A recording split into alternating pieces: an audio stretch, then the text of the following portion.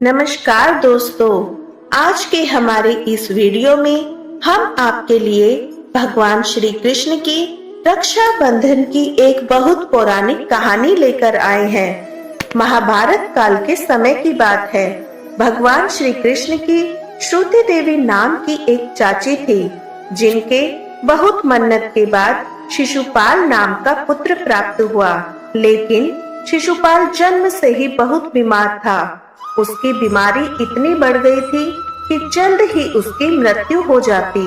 तभी श्रुति देवी के घर एक ब्राह्मण आए और बोले, तुम्हारा पुत्र शिशुपाल किसी महान व्यक्ति के स्पर्श से ठीक हो सकता है, परंतु जो व्यक्ति इसे ठीक करेगा वही इसकी मृत्यु का कारण बनेगा। यह सुनकर श्रुति देवी घबरा गई कि उसका बेटा ठीक होकर भी मृत्यु के करीब हो जाएगा, परंतु वो अपने पुत्र को स्वस्थ करने का प्रयास करती रही। एक दिन भगवान श्री कृष्ण श्रुति देवी के घर आए। उन्होंने शिशुपाल को अपनी गोदी में उठा लिया। इसके बाद शिशुपाल एकदम स्वस्थ हो गया। शिशुपाल के ठीक होने की खुशी के साथ ही श्रुति देवी को ये भी डर था, अब श्री कृष्ण के हाथों ही शिशुपाल की मृत्यु हो गई। वो हाथ जोड़कर भगवान श्री कृष्ण से विनती करने लगी, हे केशव, माधव, शिशुपाल की सभी गलतियां माफ करने का आप मुझे वचन दे।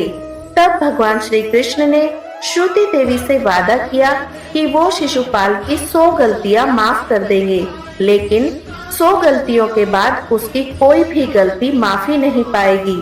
इसके बाद बहुत समय बीत गया। शिशुपाल बड़ा हुआ और एक क्रूर राजा बना। वो अपनी प्रजा पर जुल्म करता, भगवान श्री कृष्ण को भी अपशब्द कहता था। ना चाहते हुए भी भगवान श्री कृष्ण उसकी सभी गलतियां माफ कर देते थे, परंतु अब शिशुपाल अपनी 100वीं गलती कर चुका था। एक दिन एक भारी सभा में जहां भगवान श्री कृष्ण मौजूद थे, शिशुपाल सबको अपना अहंकार दिखाने लगे। यहाँ तक कि उसने भगवान श्री कृष्ण को भी अपशब्द बोले, लोगों पर जुल्म किया और अपने आप को उत्तम बताया। राजा के मुख से ऐसी बात सुनकर भगवान श्री कृष्ण क्रोधित हो गए। उन्होंने सुदर्शन चक्र को आज्ञा दी। सुदर्शन चक्र ने शिशुपाल का वध कर दिया। जैसे ही भगवान श्री कृष्ण ने अपना सुदर्शन चक्र छोड़ा, उनकी उंगली में चोट आ गई।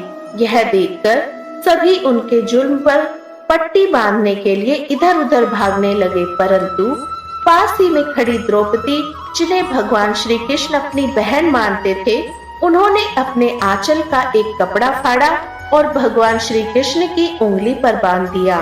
तब भगवान श्री कृष्ण ने इसे बहन भाई के प्रति स्नेह जानकर उनसे वादा किया कि वो अपनी बहन के द्वारा बांधे गए इस रेशम के कपड़े के बदले अपनी बहन द्रौपदी की सारी उम्र रक्षा करेंगे।